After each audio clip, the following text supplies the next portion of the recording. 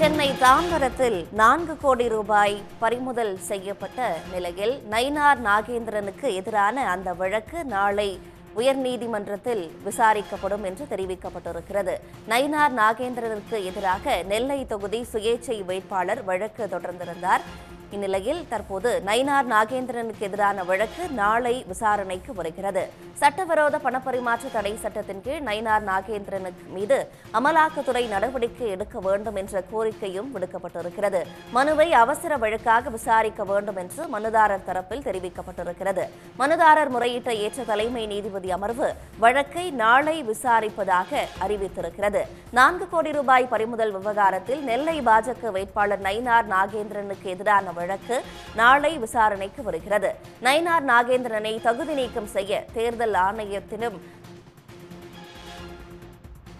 கோரிய இந்த வழக்கானது நாளை விசாரணைக்கு வருகிறது. தாம்பரம் ரயில் நிலையத்தில் 4 கோடி ரூபாய் பிடிபட்டது தொடர்பாக நயினார் நாகேந்திரன் மீது நடவடிக்கை எடுக்க வேண்டும் என்று மனுதாரர் தரப்பில் கோரிக்கை விடுக்கப்பட்டிருக்கிறது. சட்டவிரோத பணப்பரிமாற்ற தடை சட்டத்தின் கீழ் அமலாக்கத்துறை நயினார் நாகேந்திரன் மீது நடவடிக்கை எடுக்க வேண்டும் என்றும் மனுதாரர் தரப்பில் கோரிக்கை விடுக்கப்பட்டிருக்கிறது.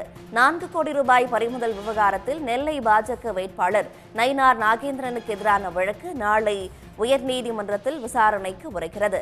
நயினார் நாகேந்திரனை தகுதி நீக்கம் செய்ய கோரி இந்த வழக்கானது தொடரப்பட்டிருக்கிறது.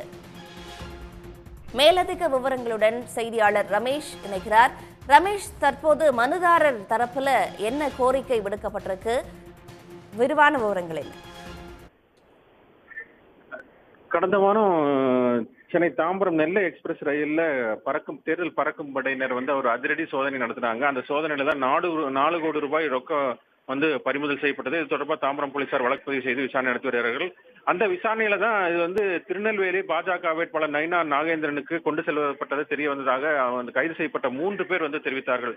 அவர்கள் கொண்டு செல்லப்பட்டதாக தெரிவித்தார்கள். இதையடுத்து தொடர்ந்து அவருக்கு நயினார் நாகேந்திரன் சொந்தமான ஹோட்டல் உள்ளிட்ட இடங்களையும் அந்த தேர்தல் பறக்கும் படையினர் சோதனை நடத்தினார்கள். இந்த நிலையில தான் அந்த திருநெல்வேலி தொகுதியில போட்டியிடக்கூடிய சுயேட்சை வேட்பாளர் ராகவன் என்பவர் சென்னை உயர்நீதிமன்றத்தில் ஒரு அவசர வழக்கு ஒன்றை தொடர்ந்திருக்கிறார். 2 வழக்காக அவர் ஒன்று தொடர்ந்திருக்கிறார்.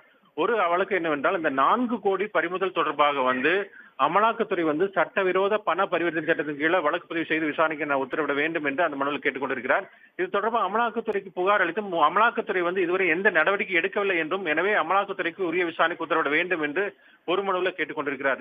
இதே போல இந்த வாக்காளர்களுக்கு பணம் பட்டுவாடா செய்வதற்காக இந்த தொகை கொண்டு செல்லப்பட்டதாக தெரிய வந்துள்ளதன் காரணத்தினால அவரை தகுதி நீக்கம் செய்ய வேண்டும், அந்த போட்டியிடத்திலிருந்து தகுதி நீக்கம் செய்ய வேண்டும் என்று தமிழக தேர்தல் அதிகாரியிடம் மனு அளித்ததாகவும், ஆனால் அந்த மனு மீது எந்த நடவடிக்கையும் எடுக்கப்படவில்லை என்றும், எனவே அதையும் நடவடிக்கை எடுக்க உத்தரவிட வேண்டும் என்று தனித்தனி 2 வழக்குகளாக அவர் தாக்கல் செய்திருக்கிறார்.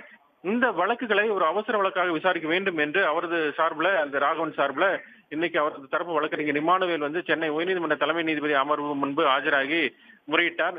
இந்த முறையீட்டை ஏற்றுக்கொண்ட நீதிபதிகள் இந்த வழக்கை அவசர வழக்காக நாளை விசாரிப்பதாக தெரிவித்திருக்கிறார்கள். ரமேஷ்குமார், விவரங்களுக்கு நன்றி.